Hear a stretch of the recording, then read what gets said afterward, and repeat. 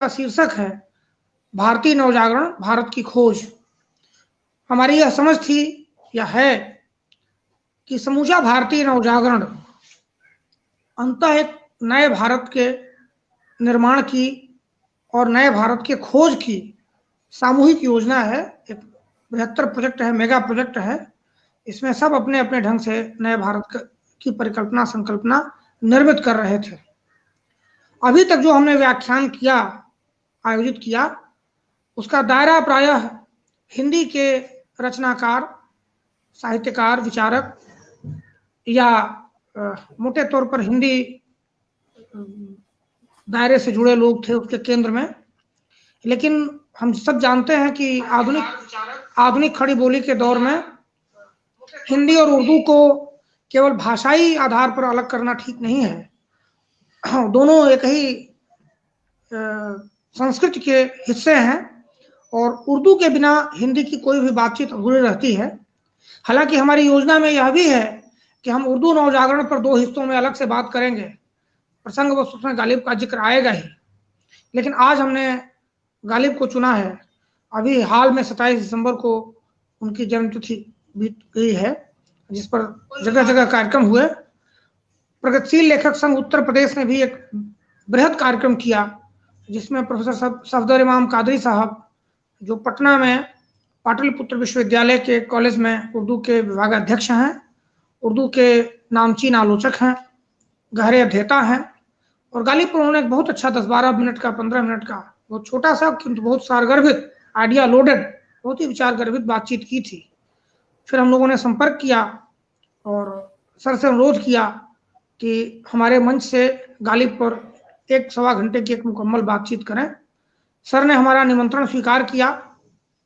इसके लिए हम अपने मंच की ओर से और मैं अपनी ओर से भी उनके प्रति बहुत आभार प्रकट करता हूं, उनका हार्दिक स्वागत करता हूं इस मंच पर, और आप सबका भी स्वागत करता हूं। हम सब जानते हैं कि गालिब आधुनिकता के उर्दू के सबसे महत्वपूर्ण शायर हैं, और वो जितने उर्दू के हैं उतने हिंदी के हैं। लगता ही नहीं कि वो केवल उर्दू के हैं, बल्कि उर्दू वालों से अधिक हिंदी वाले उन्हें अपने यहाँ उद्धृत करते हैं। बात बात में हिंदी वालों की जुबान पर चढ़े हुए रहते हैं। हमारे गुरु, हमारे शिक्षक दूधनाथ जी, जो अब नहीं है, वो जब भी नवजागरण पढ़ाते थे तो नवजागरण के द्वंद्व को समझने के लिए गालिब का एक शेर जरूर उद्धृत करते थे। कहते थे कि सबसे अधिक नवजागरण को यही समझा जा सकता है, इसी द्वंद्व में। ईमा मुझे रोके अगर, खींचे है मुझे कुफ्र, काबा मेरे पीछे है, कलीसा मेरे आगे। ट्रेडिशन और मॉडर्निटी का जो द्वंद्व है वो इसमें दिखाई देता है। मैं हमारे अपने शहर के जो कवि थे नीलाभ, जिन्होंने गालिब का दीवान संपादित किया, अब नहीं है वो, उसकी भूमिका में उन्होंने गालिब पर एक छोटी सी टिप्पणी, उसकी भूमिका का एक अंश है, छोटी सी टिप्पणी, उसके साथ में अपनी बात कह के कादरी साहब को आमंत्रित करूंगा। गालिब में रैशनलाइजेशन है। वे जानते हैं कि संसार अगर नश्वर है तो यह नश्वरता कोई भी रूप ले सकती है और किसी भी शक्ल में सामने आ सकती है, और फिर दोबारा सृजन की तरफ माइल होती है। यही विवेकपूर्ण सैनिकी उन्हें कुहना परस्ती, अंधे अतीत मोह से दूर ले जाती है। वे अपने जमाने की तब्दीलियों पर गहरी नजर रखते हुए उनकी माहियत समझने की कोशिश करते हैं। यही उन्हें मीर के विपरीत एक आधुनिक शायर बनाती है। या ज्यादा सही होगा यह कहना कि गालिब एक ही साथ पुराने और नए की दहलीज पर खड़े शायर हैं। साथ ही उनमें एक व्यक्तिवाद है जो छायावादियों का चतम बनतेवत है। व्यक्तिवादिता इकबाल में भी है, राजनैतिक चेतना भी, और कोहना परस्ती का विरोध भी। लेकिन गालिब की तरह फितरतन धर्मनिरपेक्ष न होने के कारण वे मजहबी जकड़बंदियों को बिल आखिर झटक नहीं पाते, और नया शिवाला, नानक और राम जैसी नज़में लिखने के बाद भी मुस्लिम लीग की जानिब चले जाते हैं। जहां मीर लिखते हैं, मीर के दीन ओ मजहब को क्या पूछते हो कि उनने तो कशका खैंचा, दैर में बैठा, कब का तर्क इस्लाम किया। वहीं गालिब लिखते हैं, क्यों न फिरदौस को दोजख में मिला लें यारब, सैर के वास्ते थोड़ी सी फिजा और सही। मीर तो मस्जिद से निकलकर मंदिर में बैठने की बात करते हैं, पर गालिब को वो भी मंजूर नहीं। बंदगी में भी वो आवाज, वो खुद भी है कि हम उल्टे फिर आए दर काबा अगर वाह न हुआ। इसीलिए गालिब वैचारिक उहापोह से बरी हैं। उनके सवाल उहापोह का नतीजा नहीं बल्कि तहकीक की जद्दोजहद से उपजे हैं। उनकी नज़र की जद में खालिस इंसान है, उसकी खामियां, खूबियां, उसकी हसरतें और मायूसियां, और उसका दुख दर्द और हर्ष उल्लास।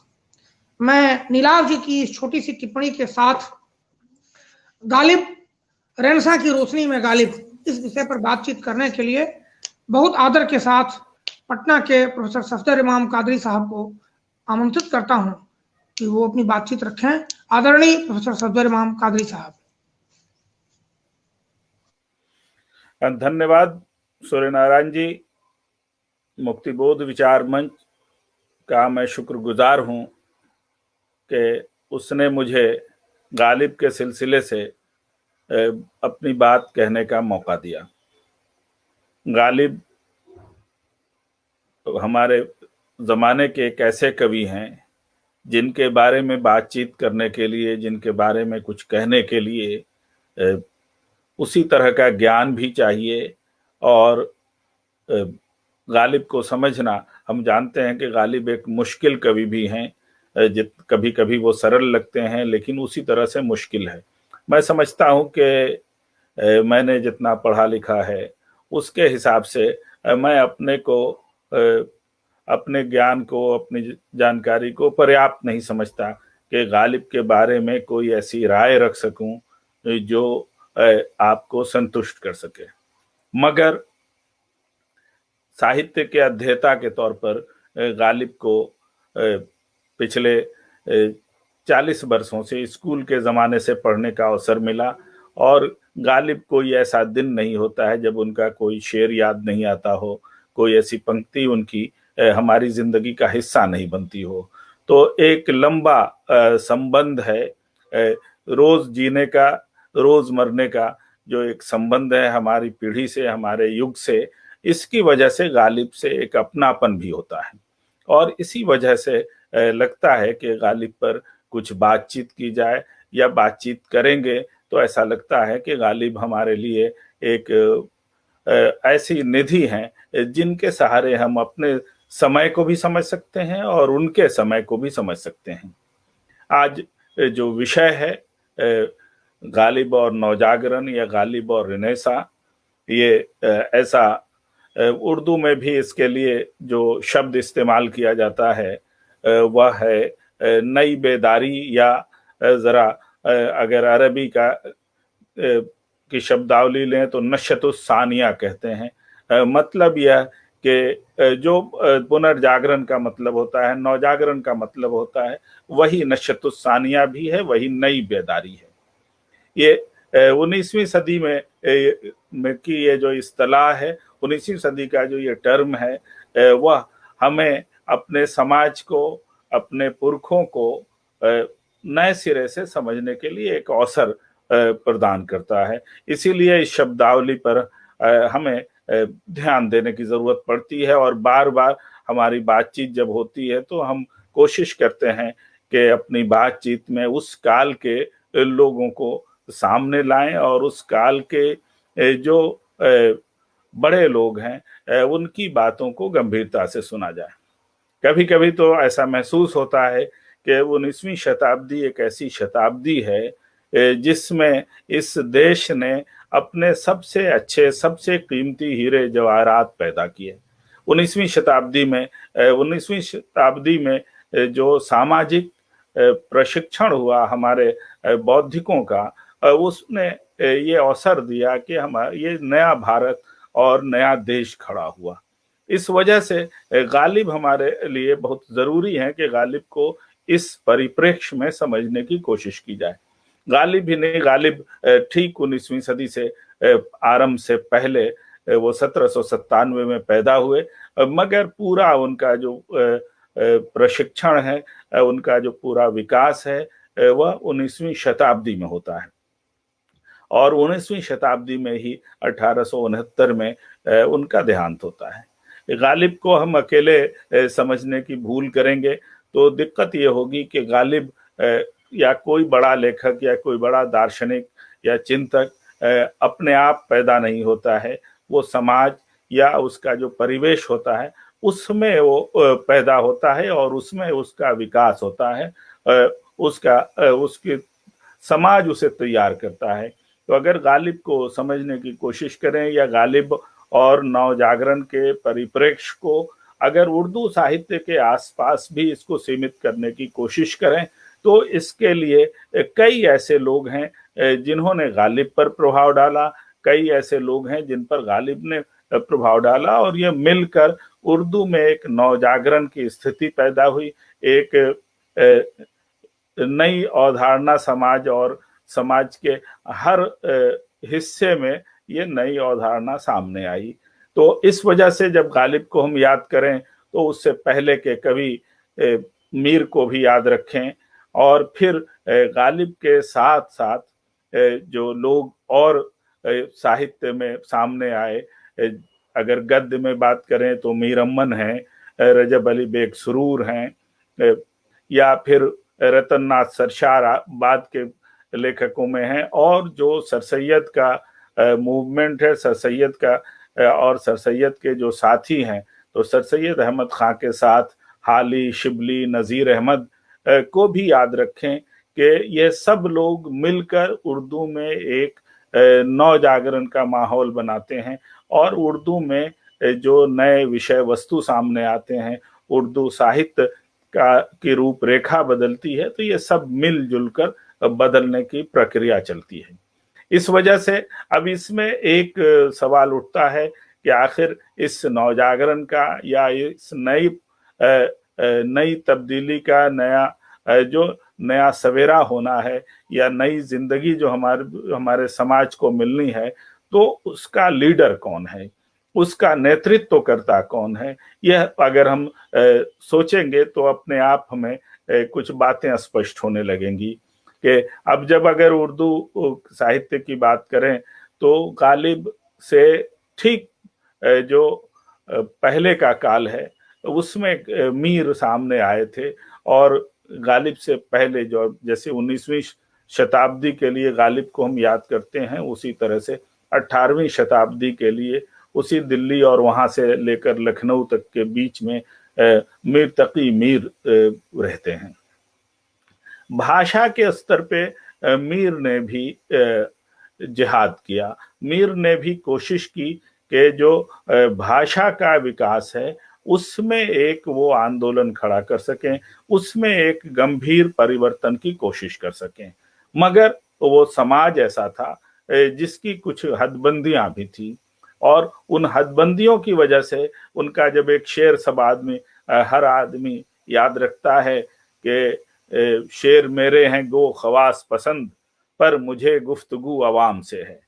तो कभी कभी हम इसे भूलवश ये समझते हैं कि यह मीर अपनी भाषा की सरलता के परिप्रेक्ष्य को उजागर करना चाहते हैं, मगर जब इस शेर को या मीर के और लेखन को सामने रखें तो ये बात समझ में आती है कि ऐसा नहीं है, बल्कि ठीक इससे उल्टी बात मीर कह रहे हैं। मीर कह रहे हैं कि मेरा जो लेखन है उसको तो खास लोग और समाज का जो संभ्रांत तबका है वह पसंद करता है, मगर मेरा दुर्भाग्य है कि मैं जिनके सामने अपनी बात रख रहा हूं वह आम लोग हैं।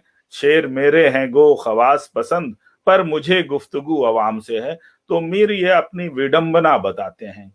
इसका मतलब यह है कि मीर का आधा प्रशिक्षण हुआ है, पूरा प्रशिक्षण नहीं हुआ है। अपने समय को वो कि समय कैसे बदलेगा, आने वाला वक्त कैसा होगा। अभी मुगल एलीट हैं, वो मुगलों के जमाने में और मुगलों पर जो आश्रित नवाबजादे थे और जो धनाट्य तबका था उसी से वो जुड़े हुए थे। तो मीर इस बात को नहीं समझ सकते थे कि वह आखिर जो नया वक्त आने वाला है वो कैसा होगा और उन्हें किस तरह से बर्ताव करना चाहिए। इसलिए यद्यपि उनकी भाषा एक रुख सरलता की ओर है, मगर वो ये समझ नहीं पाते हैं और उन्हें लगता है कि ये मेरे लिए ये दुर्भाग्य की बात है कि मैं ऐसे तबके से बात कर रहा हूं जो सामान्य तबका है, जो आम बोलचाल का तबका है। मीर की यह एक परेशानी है। इसका मतलब यह हुआ कि मीर अभी जो अपने काल का जो जो सामंती समाज था और जिससे या बादशाहों की जो दुनिया देखी थी या जो उनके पूर्वजों ने देखी थी, अभी उससे ठीक से निकल पाने की स्थिति में मीर नहीं है। यही कारण है कि मीर को हम नवजागरण के चितेरे के तौर पर, नवजागरण के नेतृत्वकर्ता के तौर पर नहीं देखते हैं। गालिब ने अपने जिन पूर्वजों से प्रभाव लिया, गालिब के बारे में मशहूर है कि गालिब किसी दूसरे को महत्व नहीं देते थे। ये बात सही है और उनके 150 बरस बाद हमें ये समझ में भी आता है कि गालिब इसमें कहीं गलत नहीं थे।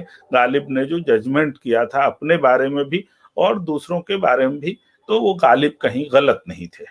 मगर गालिब ने उर्दू के जिन कवियों का नाम लिया अपनी रचनाओं में और जिन्हें महत्व दिया, उनमें मीर है।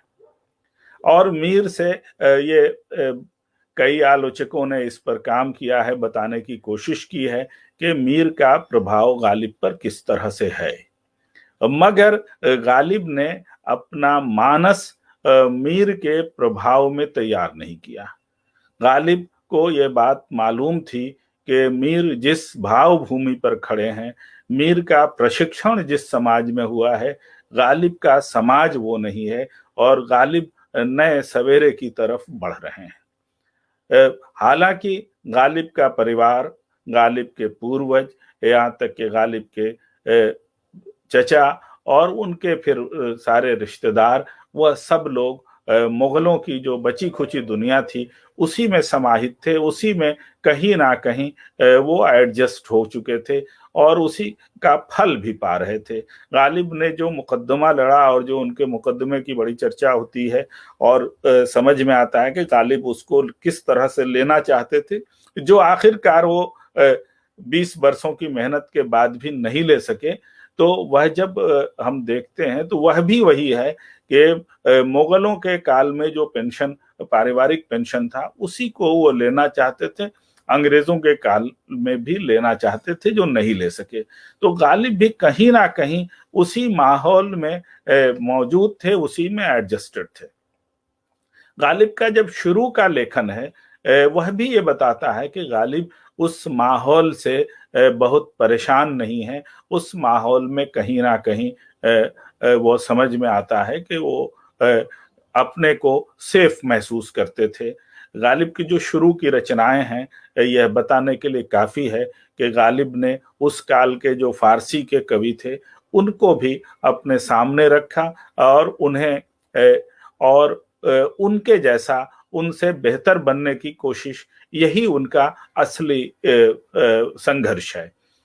उनके लिए एक आदर्श कवि, आरंभिक काल में गालिब के लिए फारसी के सबसे आदर्श कवि जो हैं वह हैं मिर्जा अब्दुल कादिर बेदिल। जो मिर्जा अब्दुल कादिर बेदिल फारसी के कवि हैं, उनके बारे में एक दो पंक्ति उर्दू की भी बताई जाती है जो मानक नहीं है, मगर फारसी के वो बड़े मशहूर कवि हैं। उनके यहाँ एक सेंस ऑफ प्रोटेस्ट भी है, ये सब बात सही है, मगर भाषा के स्तर पे और विचार के स्तर पे वो कहीं ना कहीं उस पुराने समाज का वो हिस्सा थे। जो अंसारी ने जब बेदिल के प्रभाव पर बात की और गालिब के यहाँ वो उस प्रभाव को पहचानने की कोशिश की, तो एक लक्ष्मण रेखा खींची और कहा कि ये सही है कि गालिब ने जो मुश्किल भाषा पकड़ी और शुरू के काल में वो मुश्किल भाषा उनकी का पीछा करती है और वो एक ऐसी भाषिक परंपरा में गालिब अपने को कैदी बना लेते हैं जो फारसी की गोद में पली बढ़ी है।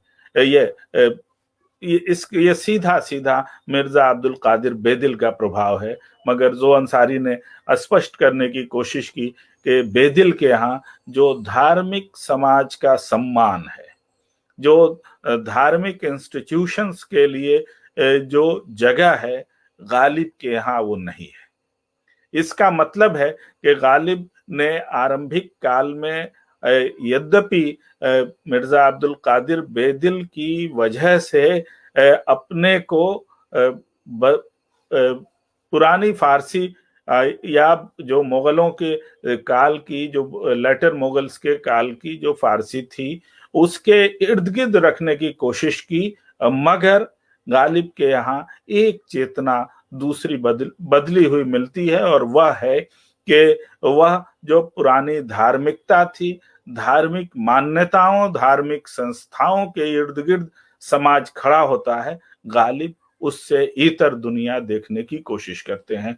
तो ये आरंभिक काल की शायरी से जैसे ही गालिब को बदले हुए 25 साल की उम्र के बाद के जब गालिब को देखते हैं तो यह बदलाव सामने आता है, और फिर गालिब की पूरी भाषा बदलती है और गालिब अब्दुल कादिर बेदिल की भाषिक परंपरा से निकल जाते हैं। और उस काल के कई और भी, नासिर अली भी उस काल के प्रमुख फारसी कवि हैं जिनका सीधा प्रभाव है, गनी काश्मीरी का प्रभाव है गालिब पर। ये सब कवि उस काल में गालिब पर प्रभाव डालते हैं, और एक गालिब को एक मुगल एलिट के तौर पर ही, या मुगल पोएट या लेटर मुगल पोएट के तौर पर ही बनाना चाहते हैं। गालिब कुछ देर दिनों के लिए बनते हैं, मगर उम्र की जो 25-26 बरस की उम्र के बाद गालिब ने उस काल में एक अपना इंतखाब भी लिया था, अपना एक काम चलाऊ दीवान भी तैयार कर लिया था, जिससे आज हमें बड़ी आसानी होती है कि हम तय कर पाते हैं कि गालिब, पुराने गालिब कैसे थे, और गालिब जब परिवर्तित हुए, गालिब का जब मानस बदला तो गालिब कैसे हुए। तो ये बड़ी आसानी होती है। तो गालिब ने एक अपना संकलन भी तैयार कर लिया था, जिससे हम ये सारे निष्कर्ष, इन तमाम निष्कर्षों तक पहुंच पाते हैं।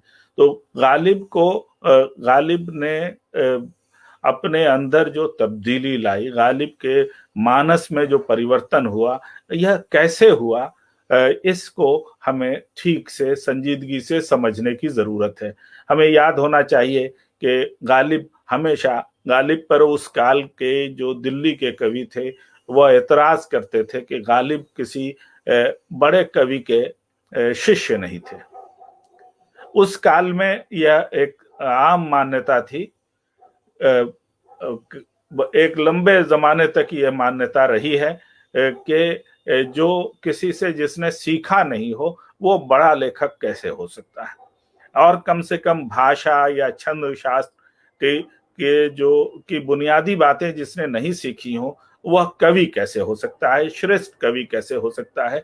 गालिब पर यह एतराज होता था, बेउस्तादा उन्हें कहते थे, और कहते थे कि भाई ये कोई जो जिसने सीखा ही नहीं। और उदाहरण होता था कि उनके जो कंटेम्प्ररी थे, उनके जो काउंटर पार्ट थे, या उनके सबसे बड़े जो प्रतिद्वंदी हो सकते थे, कि ज़ौक़ जो बादशाह के भी गुरु थे, तो ज़ौक़ ने बड़े कवि के शिष्य भी थे, शाह नसीर के शिष्य थे, खुद बड़े कवि थे, और उनके शिष्य सैकड़ों और हजारों थे।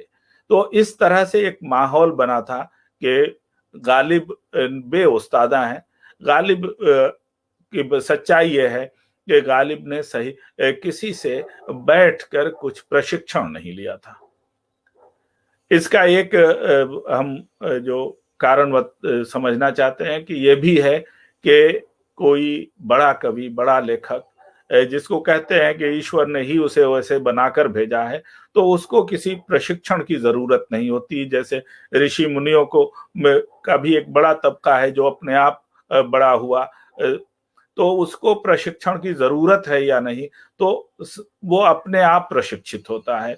गालिब को पर जब एतराज हुआ तो गालिब आप जानते हैं कि इंटेलिजेंट आदमी है, तो गालिब ने एक गढ़ लिया कि भाई फारसी के मुल्ला अब्दुस समद एक ईरानी शायर थे, और ईरानी शायर भी थे तो आतिश परस्त थे, वह मुसलमान नहीं थे और आतिश परस्त, और वो दिल्ली आए थे। मैंने उन्हीं से छंद शास्त्र पढ़ा और उन्हीं से फारसी शायरी सीखी, और फारसी शायरी के जो भाषिक अंश थे उसको समझने की कोशिश थी।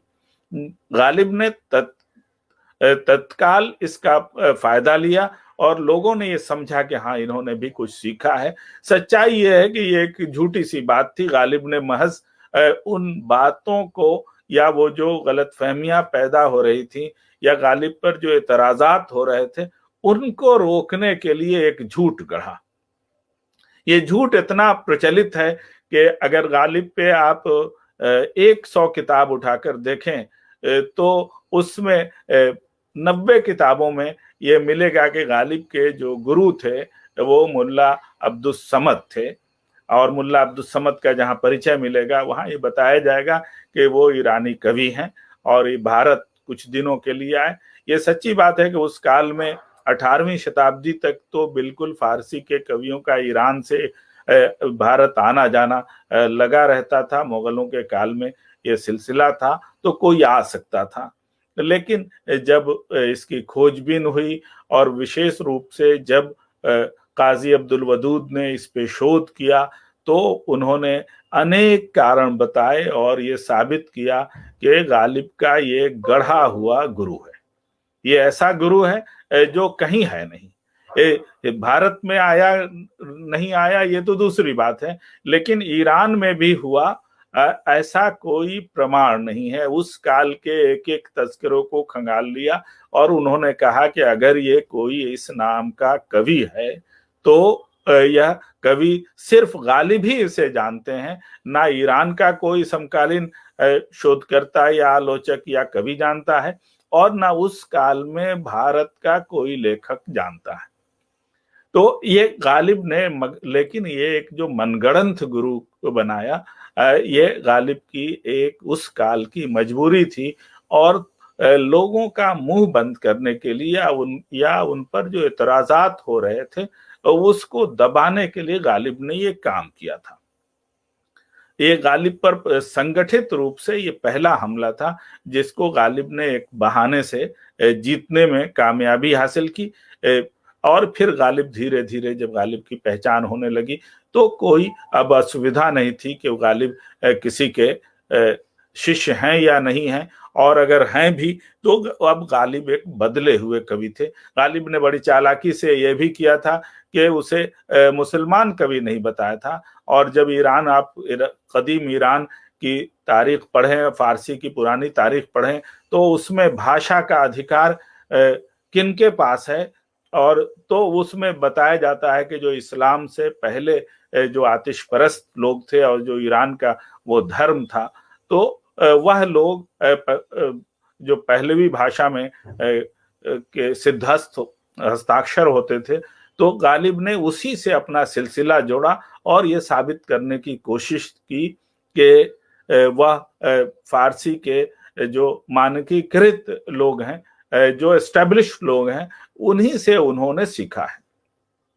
एक और यह बात याद रखनी चाहिए कि पूरे जीवन भर गालिब जब फारसी की बात आती थी, कोई भी किसी शब्द पर, किसी शब्द युग्म पे, किसी मुहावरे पे अगर बहस होती थी या गालिब पर कोई एतराज करता था तो हमेशा कहते थे कि जो भारत में जो लेखक कवि हैं, भारत के में जो फारसी लिखने वाले लोग हैं, मैं उन्हें कोई अहमियत नहीं देता, बल्कि जो नेटिव हैं और खास तौर से जो ईरानी नजाद हैं तो वो कवि अगर कोई बात कहते हैं या उनका कोई इस्तेमाल आप दिखा दें तभी हम उसे महत्व देंगे और उसे स्वीकार करेंगे, वरना हमारा जो कहा हुआ है वही दुरुस्त है।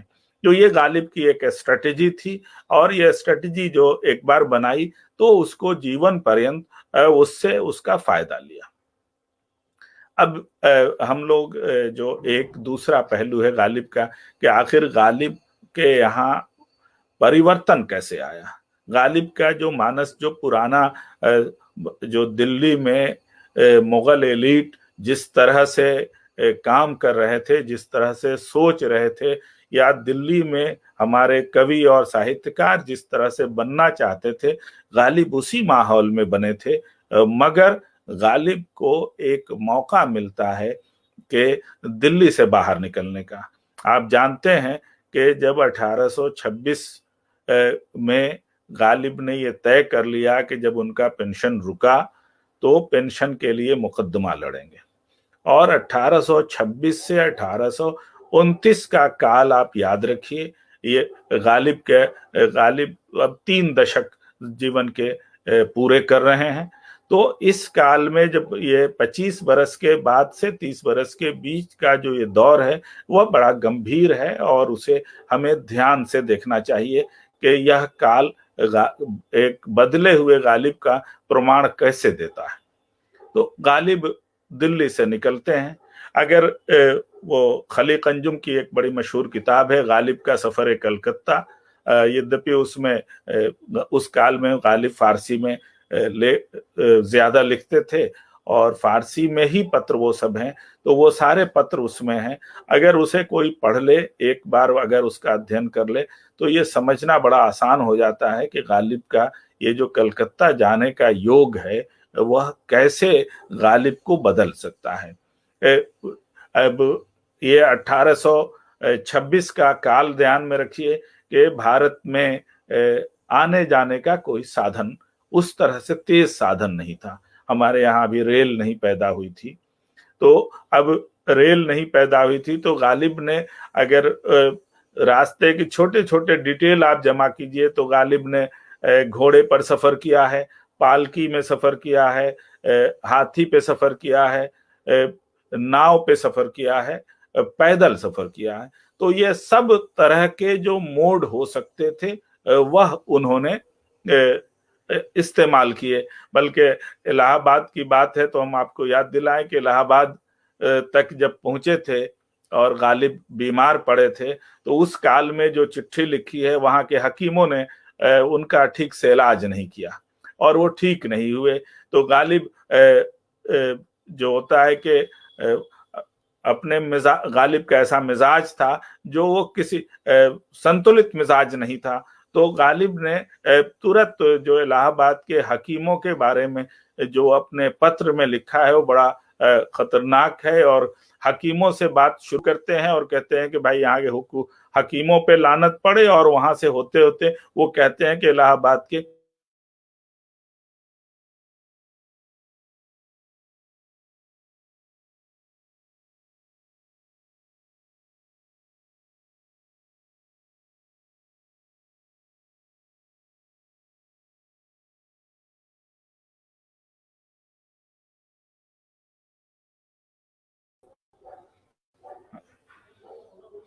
हाँ, हेलो, आप सुन पा रहे हैं? जी जी सर, जी सर, सुन पा रहे हैं। लगता है नेट कहीं हो गया था। जी सर। हाँ हाँ। तो अब वो जब इलाहाबाद पहुंचते हैं तो खास तौर से जिन शहरों में रुके, जैसे लखनऊ में लगभग 6 महीने गालिब रुके हैं। लेकिन लखनऊ में कोई लखनऊ के साहित्य के बारे में जो उनकी राय है वो अच्छी नहीं है। लखनऊ के छापाखानों को वो पसंद करते थे, की किताब भी छपी, और लखनऊ और कानपुर के छापाखानों में उस काल में उनकी किताबें छपती थी, तो ये शहर उनको ठीक लगे थे। और फिर बनारस आते हैं, लेकिन लखनऊ को ओवरऑल अप्रिशिएट नहीं करते हैं। लखनऊ से आते हैं बनारस, बनारस में एक छोटा सा समय बिताते हैं, मगर बनारस की तो ऐसी प्रशंसा की, और जो अपनी जो चिराग दैर नाम की जो फारसी मसनवी लिखी कि आज वो बनारसी की तरह से मशहूर है, और बनारस की ऐसी प्रशंसा की है कि बहुत कम वैसे किसी उर्दू साहित्यकार ने वैसा लिखा होगा। तो बनारस, और फिर जब कलकत्ता पहुंचते हैं, कलकत्ता में कमोबेश बीच में वो 1-2 जगह के लिए निकलते हैं, लेकिन कलकत्ता और उसके आसपास के इलाके में तकरीबन 2 बरस रहते हैं। अब गालिब कोई प्रशिक्षु साहित्यकार नहीं है। अब उनकी उम्र जो लगभग 30 बरस की हो चुकी है, और 30 बरस में चूंकि गालिब 12 बरस 13 बरस की उम्र से शायरी कर रहे थे, तो लगभग अब 2 दशकों का उनका एक साहित्यिक अभ्यास है। वो बहुत कुछ सीख चुके हैं, और अब वो एक सुलझे हुए कवि के तौर पर सामने आते हैं, एक ऐसे लेखक के तौर पर सामने आते हैं जिसका साहित्यिक प्रशिक्षण पूरा हो चुका है, और अब उसे उड़ने के लिए आकाश चाहिए। तो ये एक दिल्ली और कलकत्ता में ये अंतर है कि गालिब कलकत्ते में अब एक ऐसे कवि के रूप में आते हैं जो चाहता है कि उसे स्थापना मिले, जो अब तक सीखा है उसका उसकी पहचान मिले। यह याद रहे कि गालिब वहां मुकदमे के सिलसिले से जितनी पैरवी करनी होती है करते हैं और फिर उन्हें कोई कामयाबी नहीं मिलती है। उनके विरोधी सक्रिय हैं और उनके विरोध में जो गवाही होती है वह एक्सेप्टेड होती है और मुकदमे में बहुत ही संतुष्ट होकर उन्हें लौटना पड़ता है। मुकदमे के लिए कर्ज का इतना बोझ उन पर है कि आज के काल में आप अंदाज नहीं कर सकते हैं। तो गालिब ने वो सब कुछ किया, मगर कलकत्ते के सफर, जिस मकसद से कलकत्ते का सफर, कलकत्ते की यात्रा गालिब ने की थी, वह तो पूरी नहीं हुई। गालिब ने को पेंशन बहाल नहीं हो सका और आखिर तक नहीं बहाल हुआ। जो छोटे मोटे पेंशन उनको मिलते थे उसी पे उनका गुजर बसर उनका हुआ और कोई और जो आर्थिक रूप से जितना सबल उन्हें हो जाना चाहिए था, जो उनकी हैसियत थी उसके हिसाब से वह सब कुछ नहीं उस काल में मिला। मगर कलकत्ते ने उन्हें एक दूसरा मौका दिया, एक दूसरा ज्ञान दिया। गालिब दिल्ली में जैसे बने थे, पले थे, बड़े थे, आगरे में पैदा हुए, लेकिन आगरे से लेकर दिल्ली तक एक ही मानसिकता और एक ही तरह का समाज था, एक ही तरह के विचार के लोग और एक ही तरह का जीवन था। गालिब उसी के पले बढ़े थे। वहां से लखनऊ भी अगर जीवन में 6 महीने रहने का मौका मिला तो वह भी बादशाहों की और नवाबों के का शहर था और उसी नगर में उन्हें गुजारना था। तो गालिब का कोई इतर प्रशिक्षण दिल्ली से लखनऊ में हो सके यह संभव नहीं था। मगर जब 2 बरस का जो मौका मिला गालिब को कलकत्ते में, तो कलकत्ते में एक दूसरा माहौल उन्हें समझ में आया। मुकदमा वो हार जाते हैं। कलकत्ते के लेखकों से जो उनका विचार विमर्श चलता है उसमें भी झगड़ा होता है और उसमें भी कोई गालिब अपनी श्रेष्ठता सिद्ध नहीं कर सकते पाए। इस हिसाब से बड़े असंतुष्ट रहे गालिब और वहां से लौटे। मगर गालिब ने उस काल में जो पत्र लिखे वो सब पत्र फारसी में हैं। कुछ जो मसनवियां लिखी और मसनवियों में कुछ जो अशार कहे, उनसे यह बात समझ में आती है कि एक सजग व्यक्ति के तौर पर गालिब वहां मौजूद है। गालिब अपनी आंखों से एक बदलता हुआ समाज और बदलती हुई दुनिया को देख रहे हैं। गालिब ने जिस दिल्ली को देखा था वो बादशाहों की बसी बसाई दिल्ली थी और उसमें जो जिस तबके में उनका रहना उठना बैठना होता था वह भी कहीं ना कहीं उसी से जुड़ी हुई दुनिया थी। तो गालिब उससे इतर कोई समाज है वह समझ नहीं सकते थे। जब दिल्ली हम 19वीं शताब्दी के आरंभ की दिल्ली जब हम देखते हैं तो ऐसा लगता है कि वो दिल्ली बसी ही इसीलिए थी कि या तो कुछ सूफी थे जो वहां मौजूद थे, उनमें से भी बड़ा तबका था जो दरबार से जुड़ा हुआ था, और नहीं तो फिर बादशाह और बादशाह के लोगों से वो पूरा शहर आबाद हुआ था। तो गालिब को कोई नया समाज मिलना था दिल्ली में, वो नहीं मिल सकता था। वह तो उनकी रगों में बसा हुआ समाज था जो दिल्ली में मिला हुआ था और दिल्ली में उसी में वो खुश थे या उसी में वो जी रहे थे। मगर जब कलकत्ता आते हैं तो कलकत्ते में उन्हें ये कलकत्ता कोई 5000 बरस पुराना शहर नहीं था। कोई ऐसा नहीं था कि भाई इतना पुराना शहर हो कि आप उसे जैसे दिल्ली को देख रहे हैं उस तरह से देखें। तो कलकत्ता नया शहर था। अभी 100 बरस कलकत्ते को बसे हुए 125 बरस हुए थे। तो ये 125 बरस पहले का बसा हुआ शहर है। यह जो दुनिया बदल रही थी और दुनिया में जो शहरीकरण शुरू हुआ था तो उसका एक भारत में बड़ा नमूना कलकत्ता था और ये कलकत्ता के बसने में अंग्रेजों का बड़ा हाथ है। और अंग्रेज जब हम कहते हैं तो ये हमें याद रहना चाहिए कि उसमें सिर्फ ब्रिटिशर्स नहीं है, उसमें फ्रेंच भी हैं, उसमें पुर्तगाली भी हैं, और उसमें कहीं ना कहीं जो जर्मन्स भी हैं। तो इस तरह से जो यूरोप के लोगों के द्वारा एक नए समाज या अपने जीने के लिए जो एक नए समाज की परिकल्पना थी, उसका एक उदाहरण कलकत्ता उस काल का है। और वो कोई जानबूझ के उन्हें नहीं बसाना था, उन्हें अपने रहने के लिए तो बसाना ही था। तो वो यूरोप की एक छोटी सी कॉलोनी की तरह से आप कलकत्ते को याद कीजिए। अब कलकत्ते में जब सड़क बनती है, गालिब को इतना पसंद है, दिल्ली में भी बेशक उस वक्त हरियाली थी, लेकिन अब सड़क बने तो आप अगर पेरिस को याद कीजिए तो आपको समझ में आएगा कि पेरिस जैसे है, उस तरह से कलकत्ते में सड़कें बनी। सड़क बनेगी तो सड़क के साथ पेड़ों की कतारें भी सजी। गालिब को ये पसंद आया, ये हरियाली पसंद आई, सड़कों के साथ पेड़ों का सिलसिला पसंद आया। यह दिल्ली में गालिब को नजर नहीं आता था। तो यह एक नई चीज थी। सड़कों पे रोशनी का जो इंतजाम था वो नई रोशनी थी। अभी दिल्ली में लालटेन का इस्तेमाल हो रहा था, और दिल्ली में भी हर तरफ रोशनी नहीं थी, मगर गालिब ने देखा कि नहीं, ये रोशनी पैदा करने के लिए ये मशीनों का इस्तेमाल कर रहे हैं, ये गैस का इस्तेमाल कर रहे हैं। तो यह एक नई चीज समझ में आई। बैठने उठने का अगर इंतजाम आप देखें तो गालिब को दिल्ली में उस वक्त तक जो बैठने का इंतजाम था वो फर्श पे बैठने का इंतजाम था, लेकिन गालिब ने वहां देखा कि नहीं, यहाँ तो मेज और कुर्सियों का इंतजाम है। गालिब को ये अच्छा लगता था कि दफ्तर में जा रहे हैं तो ये दूसरा एक तरीका है।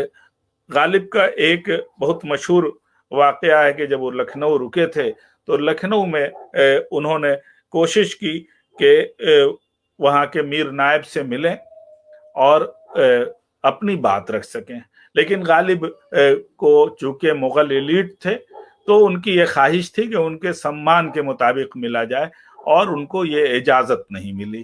तो ये बड़ा बुरा लगा था गालिब को कि मेरे सम्मान की शहर या ये जो नवाब हैं ये उसकी रक्षा भी नहीं कर सकते हैं। मगर कलकत्ता जब जाते हैं तो उन्हें जब अगर वो गए हैं पेशी में, अपने मुकदमे की पैरवी के लिए गए हैं, और जब आते हैं तो मालूम हुआ कि जब भाई ये प्रमुख कवि हैं तो उन्हें दफ्तर में इत्र पेश किया गया, इलायची दी गई और पान भी पेश किया गया। जब मालूम हुआ कि इनसे इनका ताल्लुक है तो यह सम्मान सूचक चीजें थी, मगर गालिब को ये अच्छा लगा कि ये ऐसा समाज है या ये ऐसे लोग हैं जो हमारा ख्याल रखते हैं, या हमसे कोई ऐसा बर्ताव नहीं कर रहे हैं कि हम इनके कोई बंदे हों या इनके कोई ऐसे नौकर हों। तो मुगलों की जो दुनिया बन रही थी और यह जो दुनिया बन रही थी, इससे गालिब को ये फर्क समझ में आया कि नहीं, कलकत्ता में जो नया समाज है, जो अंग्रेजों का बसाया हुआ समाज है, या जिस तरह से अंग्रेज अफसर अपने इस हिस्से को बसा रहे हैं, वह कुछ दूसरा है, और यह इसको अपनाने की जरूरत है। ये भी देख रहे हैं, गालिब को आप जानते हैं कि गालिब ही उर्दू के ऐसे पहले कवि हैं जिन्होंने अपनी शराब नोशी के बारे में बड़ी जो सच्चाई थी उसको बार बार, एक बार नहीं 100 बार बयान किया, और चटखारे के साथ बयान किया, तरह तरह से उसके बारे में अपनी बातें रखी। ये उस काल तक आसानी से कोई ये साफ साफ बात नहीं कह सकता था कि वो शराब पीता है या शराब की, इस्लाम धर्म में शराब के बारे में जो मनाही है उसकी वजह से भी अक्सर लोग इशारे कनाए से बात करते थे, और फारसी शायरों ने ये सिखा दिया था। मगर गालिब बड़े साफ लफ्जों में कहते रहे कि भाई के गालिब छुटी शराब व अब भी कभी कभी पीता हूँ रोजे अब्र वो शबे महताब में, या ये मसाइले तसव्वुफ ये तेरा बयान गालिब, तुझे हम वली समझते जो ना बादखार होता। गालिब ने अपने पत्र में बार बार शराब और शराब की वजह से जो खर्च बढ़ता था उनका, उसकी विवेचना की। गालिब को गालिब उस काल में भी इसके आदी थे। गालिब को उस समाज में ये अच्छा लगा कि अब ये शराब की नई किस्में वहां मिल रही हैं। विस्की के बारे में लिखा और ये अच्छा लगा। ओल्ड टॉम के बारे में लिखा। गालिब अपने पत्र में जब किसी ऐसे शिष्य को पत्र लिखते हैं जो खुद शराब पीता हो, तो उससे शराब की किस्मों के बारे में और कैसे पीते हैं उसके बारे में बातचीत करते हैं और बड़े मजे ले लेकर बात करते हैं। तो ये वहाँ ये एक जो कल्चर में तब्दीली आ रही थी, यह जो शराब को किसी ना किसी तरह से महफिल का हिस्सा बनने का वहाँ अवसर मिल रहा था, गालिब को यह अट्रैक्ट करता है। गालिब को ये लगता है कि यह एक बदला हुआ समाज है। और भी देखते हैं कि गालिब को एक पत्र में बताते हैं, बड़े चटखारे के साथ बताते हैं कि औरतें यहाँ हाथ में हाथ डाले अपने जो महबूबों के साथ घूमती नजर आईं। दिल्ली में एक खास पर्दे का रिवाज था जो जाहिर है कि यूरोपियंस की वजह से कलकत्ते में ये साफ साफ टूट रहा था। तो गालिब को ये अट्रैक्ट करता है और मर्दों को, औरतों को हाथ में हाथ डाले घूमते हुए उन्हें पसंद आया और अच्छा लगा। तो इस तरह से अगर आप देखें तो ये समझ में आता है कि गालिब ने कलकत्ते में बड़ी गहराई से एक बदलते हुए समाज को देखा था। ये अभी याद रहे कि वो दौर है जब कलकत्ते में अखबार निकलना शुरू हो चुका था। सिर्फ अंग्रेजी नहीं, उर्दू के, फारसी के अखबार निकल रहे थे। दिल्ली में अभी कोई अखबार नहीं पब्लिश हुआ था। तो ये अखबार क्या है? यह जो विकास का एक ये प्रमाण है कि समाज कितनी तेजी से अपने को और अपनी सूचनाओं को फैलाना चाहता है, सामने लाना चाहता है। इसे देखने का एक जरिया न्यूज़पेपर है। अगर न्यूज़पेपर का इतिहास आप पढ़ें तो बड़ी आसानी से समझ में आ जा सकता है कि किसी भी तरह से कि जहां जहां अखबार शुरू हुआ है वो एकदम एक आप कंटूर खींच सकते हैं, एक रेखा खींच सकते हैं कि विकास के साथ साथ विकास के उपादान के तौर पर आप अखबारों को और अखबारों के प्रकाशन को ले सकते हैं। और उसी तरह से ये सब निकले हैं।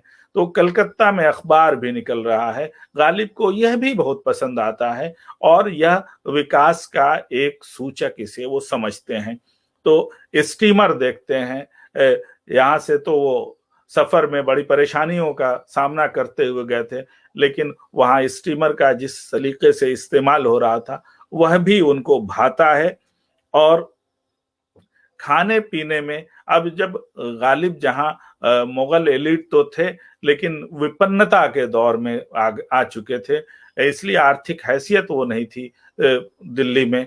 मगर कलकत्ते में लोगों को जो खान पान में खर्च करते, खास तौर से ड्राई फ्रूट का इस्तेमाल करते और उसको गजा के बारे में गालिब की एक खास सूझबूझ थी, तो उसे देखा है, वह भी गालिब को बड़ा पसंद आया है। और इस तरह से अगर आप ध्यान दें तो कलकत्ता गालिब के दिमाग में बस जाता है। अब ये कलकत्ता जब जाते हैं तब तो वो एक बस ऐसे कवि हैं जिसकी उम्र 3 दशक हो गई, 30 बरस की हो रही है, और एक ऐसे लेखक हैं जिन्होंने 20 बरस से शायरी कर रखी है। शायरी का अच्छा खासा उनके पास सरमाया है, उर्दू और फारसी दोनों भाषाओं में। मगर जब कलकत्ता से लौटते हैं तो गालिब वैसे ही नहीं रहते हैं। यह कलकत्ता गालिब के दिमाग को बदलता है। गालिब को यह समझने का मौका देता है कि अब जैसा समाज आपने अपने पूर्वजों से पाया था, अब वैसा समाज नहीं है। कलकत्ता दिल्ली से आगे चल रहा था और ये समझने का मौका दे रहा था कि किस तरह से अब दुनिया सामने आएगी। या अंग्रेजों का राज जब हो जाएगा, अभी 1857 नहीं आया है, ये 1829 तक की अवधारणा है। उन 1826 से 29 के बीच की बात आप याद रखिए। तो 1857 में अंग्रेजों का पूरा राज हो गया, मगर जब ये राज नहीं हुआ है, लेकिन गालिब को ये समझ में आता है कि अब दुनिया इसी तरह से चलेगी, या अब ये जो दुनिया है, ये जो नई दुनिया है, या यूरोपियंस ने जिस तरह से समाज को कलकत्ते में जिस तरह से उतारा है, यह दुनिया रहेगी। कलकत्ते का यह जो माहौल था गालिब को पसंद आता है। गालिब हर चीज को बगैर समझे बूझे पसंद करने के आदी नहीं थे, और वह जिरह करते हैं। अपने गालिब के जो पत्र हैं उसमें वो पुराना समाज और नए समाज का की बहस भी होती है। गालिब को कोई चीज अच्छी लगती है, कोई बुरी लगती है। गालिब वो द्वंद्व में भी रहते हैं, मगर उन्हें चूंकि नया समाज दिख गया, और समाज दिखा ही नहीं बल्कि उनको ये यकीन हो गया कि यह समाज अब यही रहेगा, और आने वाले वक्त में जब अंग्रेज और मजबूत होंगे तो ऐसा ही समाज बनेगा। उन्हें यह भी लगता है कि ये दुनिया का बदलता हुआ रुख है। यह जिस दिन गालिब को समझ में आता है, उस दिन से गालिब का मानस बदलता है। और गालिब जो जिसे हम कहते हैं, गालिब ने आखिर आखिर में खुद से भी कहा कि हूं गर्मिये नशाते तसव्वुर से नगमा संज, मैं अंदलीबे गुलशने ना अफरीदा हूं, कि मैं एक ऐसे गुलशन का बुलबुल हूं जो गुलशन अभी पैदा नहीं हुआ है, वो बाग अभी पैदा ही नहीं हुआ है। जो गालिब ने ये कहा, मतलब यह है कि मैं भविष्य का कवि हूं, आने वाले समय का कवि हूं। तो यह जो बोध अंत अंत तक उनमें स्थापित हुआ, या ये समझ सके, तो अगर कलकत्ता वो नहीं गए होते तो उभरते हुए समाज का नक्शा उन्हें दिखाई नहीं देता, और न ही कलकत्ता अगर वो नहीं गए होते तो इस पहलू से वह विचार करने के आदी नहीं होते कि आने वाला समाज कैसा होगा। आज हम बड़ी आसानी से गालिब को कहते हैं कि शायर फरदा हैं, आने वाले भविष्य के कवि हैं, आने वाले कल के कवि हैं। जो आज हम कहते हैं, तो ये जो हमें आसानी है उसकी वजह यह है कि उन 2 वर्षों में कलकत्ते में जो गालिब ने नई दुनिया देखी, या नई दुनिया की संभावनाएं देखी, और फिर जो उनका जो इमेजिनेशन था, उनकी जो कल्पना थी, उसके आधार पे जो उन्होंने निष्कर्ष निकाले, उसी से गालिब बदलते हैं। और कलकत्ते से लौटने के बाद और उसके बाद से मरने के दिन तक गालिब एक आधुनिक समाज के चितेरे के तौर पे, एक नए उभरते हुए समाज के जो चित्रकार के तौर पर वो हमारे सामने आते हैं। तो इसलिए कलकत्ता की यात्रा और कलकत्ता में जो रहने का उन्हें जो प्रवास उनका है, वो बहुत ही महत्वपूर्ण है, और उसके बिना हम गालिब को ठीक ठीक तरीके से नहीं समझ सकते हैं। अब कलकत्ते से लौटने के बाद का जो गालिब है, और ये थोड़े काल का गालिब नहीं है, ये अब 40 बरस गालिब को अवसर मिलता है कि गालिब जो अब उनका प्रशिक्षण हो चुका है, या नए समाज की परिकल्पना के लिए जो एक बुनियादी प्रशिक्षण था, वो जब हो चुका है, तो अब वो अपनी कविता में, अपने गद्य में अब कोई नई बात करने के लिए कोशिश करें। यह एक बहुत महत्वपूर्ण अवसर है जो गालिब को मिलता है। और आप जानते हैं कि गालिब के जीवन के जो अंतिम 40 वर्ष हैं, उस पर अगर ध्यान दें तो ये समझ में आता है कि गालिब धीरे धीरे अपने इस भारत के सबसे महत्वपूर्ण लेखक के तौर पे, कवि के तौर पर, और वही नहीं बल्कि उनके प्रभाव में एक लेखकों का, कवियों का, चिंतकों का एक पूरा कारवां खड़ा हो जाता है। तो ये कहना हमारे लिए बहुत मुश्किल नहीं है कि गालिब उस काल के जो दूसरे लेखक हैं या उनके बाद के जो लोग हैं, उनके प्रशिक्षणकर्ता के तौर पर उनके गुरु के तौर पर गालिब हमारे सामने आ जाते हैं। और इसीलिए ये नवजागरण अगर इतना सफल हुआ तो कहीं ना कहीं गालिब उसके बुनियाद में है। गालिब ने खुद को नींव की ईंट बनाया और गालिब ने अपने बाद वालों को प्रशिक्षित किया।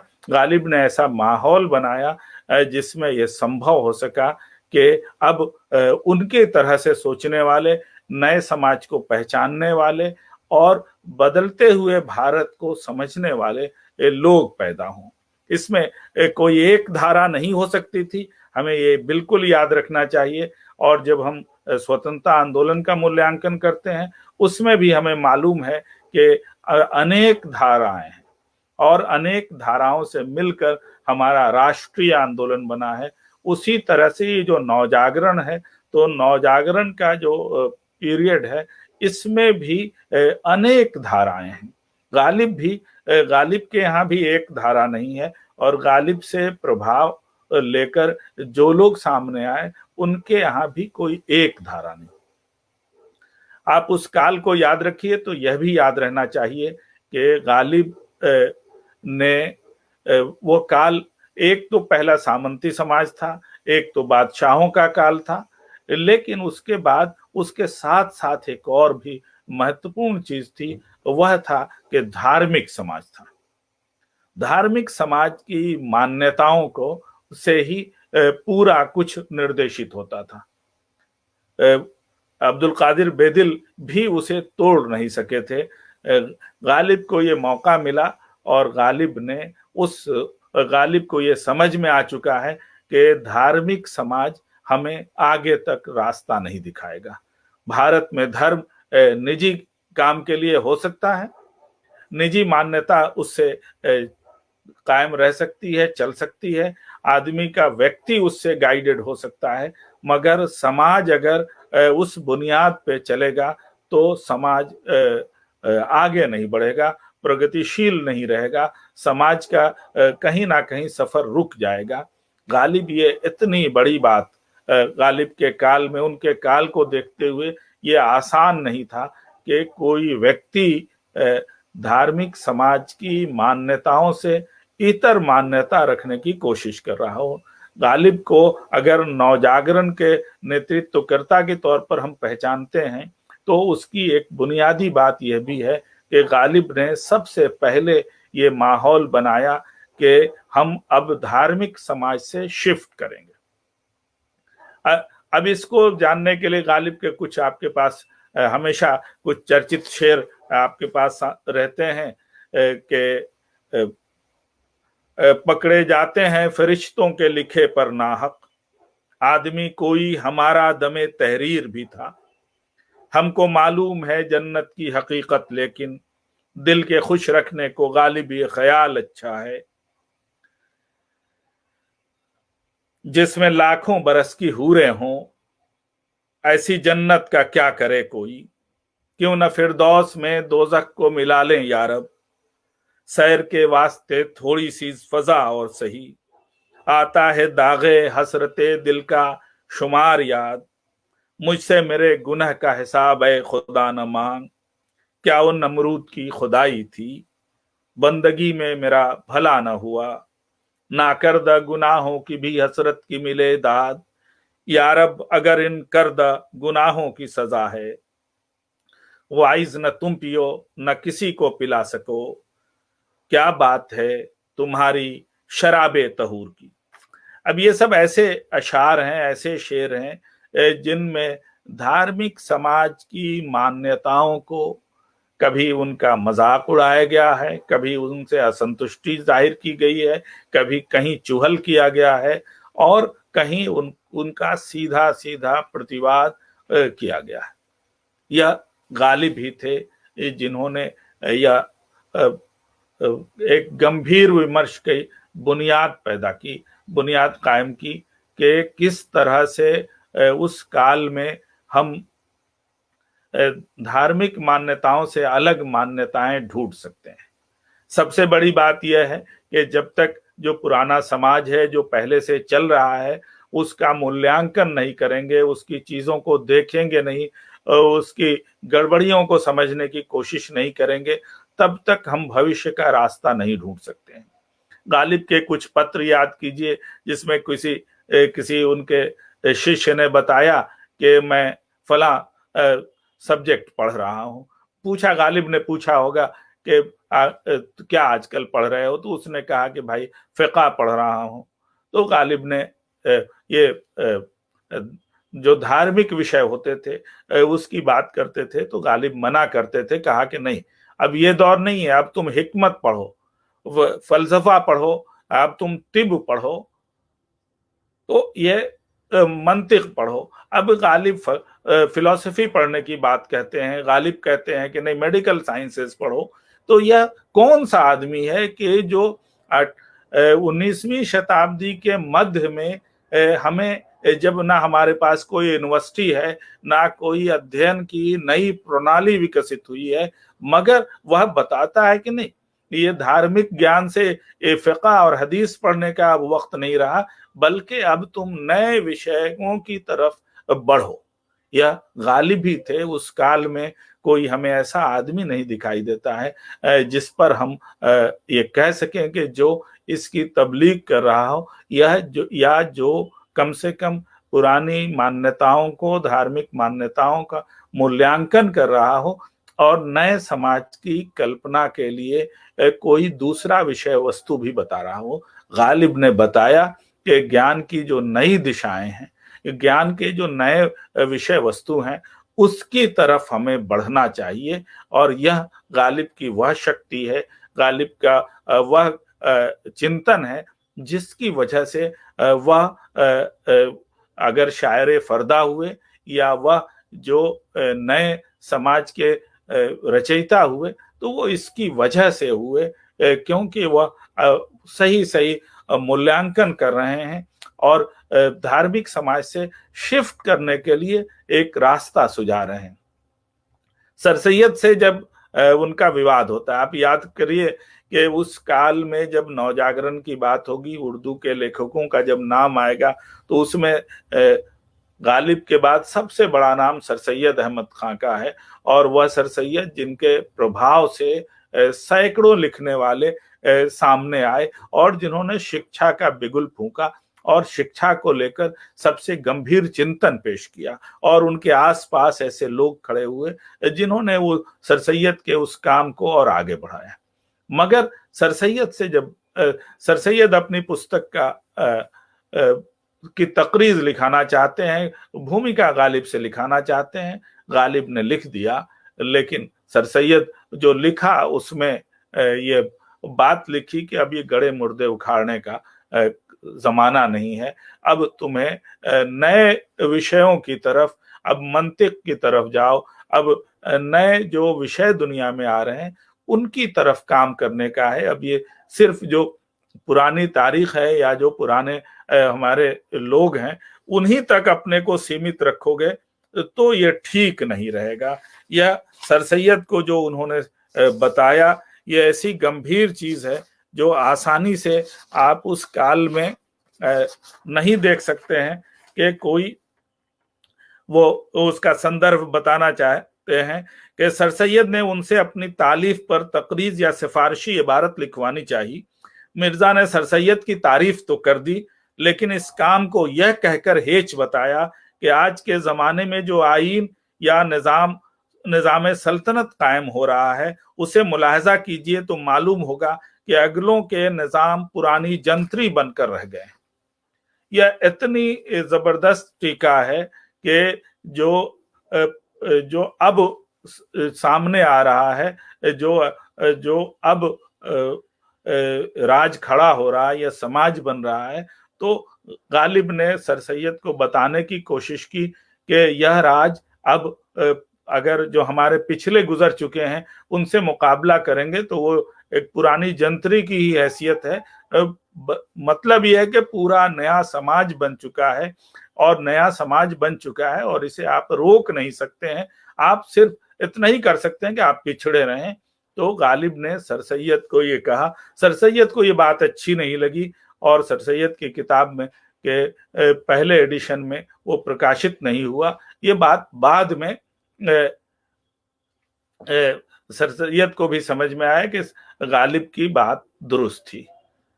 जो बड़े लोग होते हैं उनका प्रशिक्षण भी अजीब होता है कि गालिब से वो तो डिसएग्री कर रहे हैं सर सैयद, लेकिन जब वो आरंभिक काल है सर सैयद का, लेकिन जब 1857 के बाद आप सर सैयद के कामों को देखते हैं तो ये समझ में आता है कि सर सैयद को गालिब ने जो सिखा दिया था कि उभरते हुए समाज को देखो, नए समाज की रचना के लिए क्या क्या जरूरी है, इस बात को समझो, और गालिब से बेहतर तरीके से सर सैयद शिक्षा को औजार बनाने की बात कर रहे हैं और समझ रहे हैं। तो यह गालिब ही का प्रशिक्षण था कि जिसकी वजह से ये हुआ। एक और संदर्भ आता है कि रजब अली बेग सुरूर से गालिब की मुलाकात होती है। जब हम लोग समाज के बारे में बात कर रहे हैं तो भाषा के बारे में भी उसे मजबूत करने की, उस अवधारणा को मजबूत करने की जरूरत है। तो रजब अली बेग सुरूर से मुलाकात होती है और रजब अली बेग सुरूर ने फसाने अजायब किताब लिखी थी। उस काल में उससे पहले फोर्ट विलियम कॉलेज में बागो बहार जैसी किताब लिखी जा चुकी थी।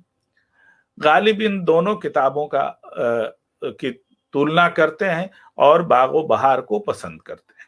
बागो बहार और रजब अली बेग सुरूर की फसाने अजायब का अंतर यह है कि एक सामान्य जन की भाषा की तरफ बढ़ता हुआ कदम था और रजब अली बेग सुरूर वो उसी सामंती भाषा या जो अपने पूर्वजों की जो भाषा थी उसी को संरक्षित करने की कोशिश कर रहे थे। गालिब ने उस नई भाषा या सामान्य शब्दों में अपनी बात कहने की कोशिश जो है इसको स्वीकार किया था, और अगर ये बात ये गालिब नहीं समझते, ये उभरती हुई भाषा या नई भाषा या वह भाषा जो ज्यादा व्यापक हो, जिसका आधार ही नहीं व्यापक हो बल्कि जिसका ग्राह्य क्षेत्र जो है या जो ज्यादा से ज्यादा लोगों के बीच फैल सके, उस भाषा की बात गालिब समझते हैं। और अगर मीर अम्मन की भाषा को वो तारीफ नहीं करते और उसे अगर वो आजमाने की कोशिश न करते, तो गालिब ने जो उर्दू में लगभग 1000 के आसपास उनके पत्र आज तक हमें मिल सके हैं, और हम कहते हैं कि उर्दू का जो आधुनिक गद्य है वह गालिब की बुनियाद पर, गालिब के पत्रों में खड़ा हुआ है। और हमारी भाषा जो है, हमारा गद्य साहित्य, वह गालिब के पत्र के द्वारा सामने आया। तो यह याद रखिए कि वह मीर अम्मन से वह सीखा हुआ नुस्खा है, और वो फोर्ट विलियम कॉलेज का एक्सपेरिमेंट था, यह भी कहीं ना कहीं वह जो मॉडर्नाइजेशन का एक प्रोसेस था उसका हिस्सा था, और गालिब ने उसे आजमाया। और आजमाया तो जब बड़ा टैलेंट कोई काम करता है तो उसका प्रभाव बड़े पैमाने पे होता है। तो गालिब ने तो सिर्फ पत्र लिखा, लेकिन उसमें ड्रामे के भी तंत्र मौजूद हैं, ड्रामे का भी हिस्सा है, उसमें दास्तान भी है, उसमें कहानी भी है, और उसमें जो नॉन फिक्शन भी है। तो इस तरह से गालिब ने एक ऐसा पत्र के मार्फत उर्दू गद्य का एक ऐसा नमूना पेश किया जो आधुनिक काल में खड़ा हो सकता था। इसी तरह से भाषिक स्तर पे गालिब की शायरी को, अगर पुरानी शायरी पहले हम देखते हैं तो देखते हैं कि उस पर फारसी का बड़ा प्रभाव है। फिर गालिब ने उसे सरल करने की कोशिश की, फिर बहुत सरल करने की कोशिश की। तो यह कहते हैं कि गालिब ने शैली के स्तर पे, भाषिक तौर पर अपने खुद को शायरी और गद्य दोनों में इस तरह से परिमार्जित किया, रह रहकर बदला, और जमाने की जरूरतों के मुताबिक और आने वाले काल में जो शायरी हो सकती थी उसके मुताबिक भी गढ़ा। तो यह अगर कोई नया समाज बनाना है, कोई नई भाषा बनानी है, या अपनी जो थाती है, जो अपना जो योगदान है, अपना जो काम है, उसे कल भी जीवित रहना है, अगर हम यह काम अपने लिए निर्धारित करते हैं तो उस आदमी को ये सब कुछ एक्सपेरिमेंट करना पड़ेगा। ये सब अगर तजुर्बा करेगा तभी जाकर वह इन प्रयोगों के आधार पर वो अपने को ढाल सकता है। गालिब का बड़ा योगदान यही है कि गालिब ने जो बनी बनाई डगर उन्हें मिली थी, जो उनके पूर्वजों से मिली हुई थी, और जो उनके पहले के लेखक थे उनसे जो भावभूमि मिली थी, गालिब ने उसको सिर्फ अपनी परंपरा के तौर पर, अपनी रिवायत के तौर पर, और फिर उसमें से कैसे प्रशिक्षित हुआ जा सकता है उसके तौर पर, आधार के तौर पर तो जरूर लिया, मगर उसकी बुनियाद पर अपने को खड़ा नहीं किया, बल्कि उन्होंने आने वाले समाज को समझने की कोशिश की, उसकी रूपरेखा गढ़ने की कोशिश की, और यह कोशिश की कि वह किस तरह से अपने को आने वाले काल में खड़ा कर सकते हैं।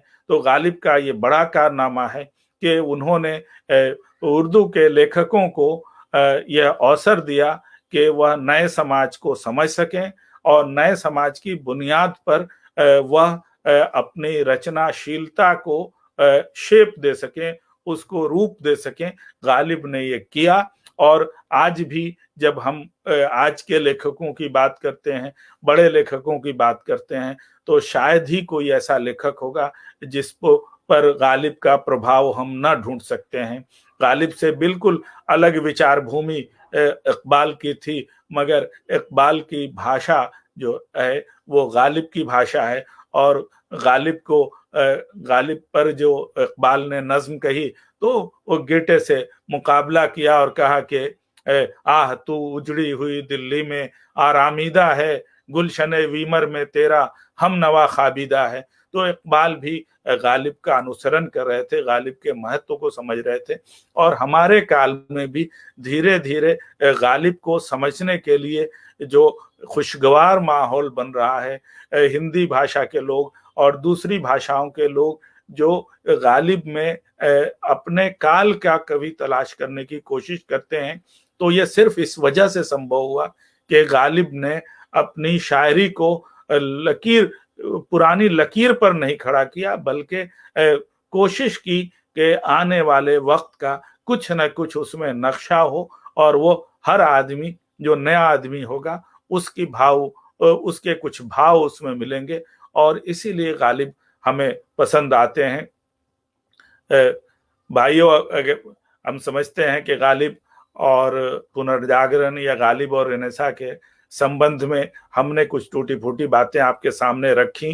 गालिब एक ऐसा विषय है या ये रेनेसा एक ऐसा विषय है कि जाहिर है कि इसकी 14 कड़ियां आप देख चुके हैं, और न जाने कितनी कड़ियां अभी आएंगी। तो कभी फिर हो सकता है कि इसके जो और बचे हुए अंश हो। हमने गालिब की फारसी शायरी का भी इस्तेमाल नहीं किया, अभी गालिब की शायरी को और ठीक से जरूरत थी, वह भी अभी इस्तेमाल हो सकता था, लेकिन समय काफी निकल गया। मैं समझता हूं कि गालिब और रेनेसा के मामले में, नवजागरण के मामले में कुछ न कुछ काम की बातें आ गई हों। अगर काम की बातें आई हों तो उसे याद रखें। फिर कभी ऐसा अवसर होगा तो हम इस विमर्श का हिस्सा बनेंगे। सूर्य नारायण जी और मुक्तिबोध विचार मंच का धन्यवाद। बहुत शुक्रिया और बहुत आभार सर। यह टूटी फूटी बातें नहीं थी, और जाहिर सी बात है कि आपने जो कहा कि गालिब पर और रेनेसा पर 1 घंटे सवा घंटे के व्याख्यान में उसको समेटा नहीं जा सकता, इतना व्यापक विषय है ये। लेकिन बुनियाद कैसे बनती है और गालिब की पूरी विचार यात्रा, उनकी मानसिकता, रचनात्मक मानसिकता कैसे बनी, रचनात्मक मानस कैसे बना, कैसे वो आने वाले समाज और आने वाले इंसान के भावबोध को अपनी कविता में व्यक्त करते हैं, ये सारे के सारे संकेत आपने इस 1 सवा घंटे के व्याख्यान में, लगभग सवा घंटे के व्याख्यान में जो बहुत ही महत्वपूर्ण इशारे थे उसको रेखांकित किया। हम बहुत आभारी हैं, बहुत शुक्रगुजार हैं आपके कि आपने, आप व्यस्त थे, आपकी दूसरी मसरूफियतें थी। एक जैसा कि बताया था आपने कि एक श्रृंखला चल रही है नवजागरण पर सर सैयद के बहाने, और उसमें आप व्यस्त थे, और उसमें से समय निकाल कर, मैं तो चाहता था कि 1 सप्ताह बाद हो, लेकिन आपने कहा कि नहीं 3 को ही कर लेते हैं, बाद में और व्यस्तताएं हैं। तो आपने हमारा अनुरोध स्वीकार किया, हमारा न्योता स्वीकार किया, मंच से जुड़े और इतनी महत्वपूर्ण बातचीत की, इसके लिए बहुत आभार, बहुत शुक्रगुजार हूँ। लेकिन कुछ जिज्ञासाएं हैं, कुछ टिप्पणियां हैं, कुछ सवाल भी हैं, जिनमें एक सवाल 2 लोगों की ओर से आया है, बहुत वो लगता है कि एक महत्वपूर्ण सवाल है, तो उस पर भी 2-1 लाइन जो आप रोशनी डालना चाहें। सवाल प्रकर्ष मालवी विपुल इलाहाबाद के हैं, कवि हैं, और इलाहाबाद के ही हमारे विभाग के हमारे छात्र हिमांशु द्विवेदी। दोनों लोगों का लगभग एक ही सवाल है कि प्रगतिशील तत्वों से भरपूर शायरी के बावजूद गालिब की कलम 1857 के महान विप्लव पर शांत है। उनकी शायरी में इसका जिक्र भी नहीं मिलता, या इसके अलावा कहीं उन्होंने इस पर चर्चा की हो, ऐसा नहीं मालूम। इसको किस तरह देखना चाहिए? उनका सवाल है कि 1857 पर गालिब को कैसे समझें, क्या रिएक्शन था गालिब का? तो इस पर अगर सर एक आध हाँ, बिल्कुल बिल्कुल कहना चाहेंगे। और भी कोई हो तो कर दीजिए, एक साथ हम उसको। 2 सवाल रहे हैं सर, मतलब 2 व्यक्तियों द्वारा पूछे गए। बाकी तो मुझे लगता है कि एक और यहाँ श्रोता है जिन्होंने टिप्पणी की है, मोइन शमसी। हमको मालूम है जन्नत की हकीकत, इस शेर की वजाहत फरमाएं।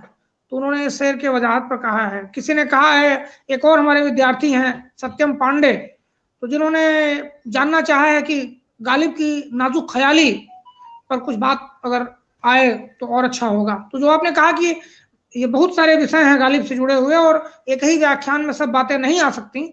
हम लोग आपसे अनुरोध करेंगे, कोशिश करेंगे जब आपके पास समय होगा तो आगे भी गालिब पर कुछ और बातचीत करेंगे, जिसमें दूसरे सवाल आ जाएंगे। पर 1857 वाला सवाल ये नवजागरण से जुड़ा हुआ था, तो मैंने उसको यहाँ पूछ लिया। ये सवाल बहुत वाजिब है, और हमने समय की कमी के चलते सिर्फ 1857 का नाम लिया। यह बिल्कुल ही एक तरह से गलत मान्यता है कि गालिब ने 1857 पर मौन रखा है। यह जो समझते हैं, या तो सारे संदर्भ उनको मालूम नहीं।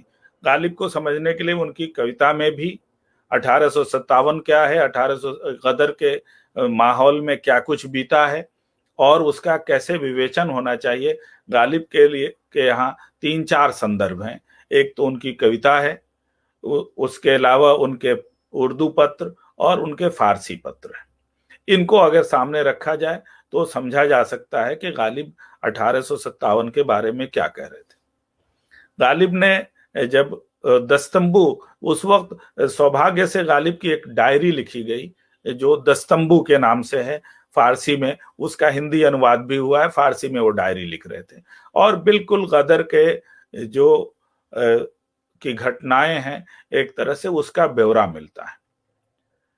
उसमें कई जगह लिखा हुआ है, गालिब जो अंग्रेज हुकूमत थी उससे बिल्कुल डरते थे, इसमें कोई दो राय नहीं है। गालिब निडर नहीं हुए थे, और भारतीय समाज में अभी वैसे लोग बहुत कम थे, और वह तो मुगल एलीट थे, बादशाहों के साथ रहने के आदी थे, उनका परिवार, उनका समाज और उनका भरण पोषण भी उसी से होता था, तो वो तो आदी थे। और जैसे ही गदर होता है तो गालिब अपना दीवान इंग्लैंड भी भेजते हैं कि वह लोग भी समझ लें कि हम बहुत बड़े कवि हैं। अंग्रेज अफसरों से भी मिलना जुलना और उन तक अपना पैगाम पहुंचाते हैं। हालांकि कहीं उनको सफलता नहीं मिली, यह भी याद रखना है। मगर उसमें लिखते हैं, अगर वो अंग्रेजों के समर्थक होते तो एक जगह लिखते हैं कि एक हंगामा गोरों का, एक हंगामा कालों का। अब ये बताइए कि गोरों का लिख के ये तो काफी है, अगर इसको ठीक से उस वक्त किसी ने पेश कर दिया होता तो गालिब को तो फांसी लग जाती। कि ये अगर कहें कि गोरे हंगामा कर रहे हैं तो यह बात बिल्कुल नहीं है। गालिब वो एलिट थे उस काल के, और 1857 के संघर्ष का हिस्सा नहीं थे, मगर उनके पत्र में 1857 की पीड़ा इतनी है, बार बार है। और दिल्ली के उजड़ने, दिल्ली के उखड़ने, यहाँ तक के जो लाल किला के आसपास कुछ अंग्रेजों के द्वारा तोड़फोड़ हो रही है, तो उसके बारे में बड़ी गंभीर टिप्पणी करते हैं गालिब और दुखी होते हैं। लूटमार जो भारतीयों की तरफ से भी हो रहे थे, हालात ही दूसरे थे, तो रिटेलिएशन में जो अंग्रेजों के समर्थक भारतीय थे उनकी दुकानें भी कुछ लूटी गईं, तो गालिब ने उस पर कुछ टिप्पणी की है। तो वो एक हंगामा गोरों का भी कहते हैं और एक हंगामा कालों का भी कहते हैं। अब जब कहते हैं कि अगर गालिब का वो शेर याद कीजिए कि अब इस मामूरे में है कहते गमे उल्फत असद, हमने ये माना कि दिल्ली में रहें खाएंगे क्या। आखिर ये जो आर्थिक विपन्नता है, ये आर्थिक रूप से लुटी हुई दिल्ली है, उसको आप वो किस वजह से कह रहे हैं। गालिब अपने एक पत्र में कहते हैं कि ये शहर नहीं कैंप है। गालिब को कैंप कहते हैं, फौजियों का फौजी ठहरे हुए हैं और फौजियों के रहमो करम पे ये समाज चल रहा है, तो गालिब उसको कैंप के तौर पे बड़े दुखी भाव से कहते हैं। गालिब ने तफ्ता को एक खत लिखा है, उसमें बताया है कि दिल्ली 5 बातों की वजह से जानी जाती थी, कि कहाँ मेला लगता था, कहाँ फूल वालों की सैर होती थी, फला जगह। उन 5 का कहा कि ये जब 5 नहीं है तो ये दिल्ली को शहर क्यों कहें, यह एक कैंप है। दिल्ली में उस वक्त अचानक जो कारोबारियों का जोर बढ़ता है, तो गालिब उस पर भी टिप्पणी करते हैं। तो गालिब को हम ये 1857 का योद्धा तो नहीं कह सकते। उस काल में थोड़े से लेखक ऐसे हैं जो उसमें शामिल हुए, मगर 1857 को की स्थितियों को समझने वाला, वह अपने को बचाते हुए, सेफ रखते हुए, लेकिन इतने पत्र उन्होंने लिखे हैं उस काल में। अगर आप एक बार मैंने गिनने की कोशिश की थी तो 200 से ज्यादा पत्र तो सिर्फ गदर के जमाने में उन्होंने लिखे। वो जो उनका मशहूर जुमला है कि मैं अब इन खतों के भरोसे जीता हूं, तो वो उसी काल का है जब गदर के जमाने में वह दिल्ली में कैदी की जिंदगी गुजार रहे थे, अपने घर में बंद थे। वो कहते हैं कि जब इस हंगामे मेरे इतने यार मरे कि मैं जब मरूंगा तो मुझे कांधा कौन देगा। तो ऐसा नहीं है कि आप गदर के बारे में, 1857 के बारे में गालिब को एक गैर प्रगतिशील आदमी समझें। गालिब इस बात को समझते थे और उन सिर्फ ये बात थी कि वो जानते थे कि इस युद्ध में हम हार जाएंगे। ये भी याद रखिए कि बहादुर शाह जफर के साथ उनका 3 बरस वो उनके गुरु भी हैं और वो दरबारी कवि भी हैं, और किसी ना किसी तौर पर बहादुर शाह जफर के वो की चिंता भी करते हैं। मगर उन्हें मालूम है कि अब जमाना बदल चुका है, और चूंकि वो कलकत्ते में उससे 40 बरस, 35 बरस, 30 बरस पहले देख चुके थे, तो उन्हें आसानी थी कि बदले हुए समाज में वो अपना निर्णय ले सकें। और निर्णय उन्होंने उसी वक्त लिया कि वो अंग्रेजों की हुकूमत को वो मानते हैं दिल से कि अब इन्हीं की हुकूमत रहेगी, इसलिए वो दरखास्तें देने लगते हैं और अफसरों से रब्त जब्त बढ़ाना चाहते हैं, क्योंकि भरण पोषण का भी मामला है।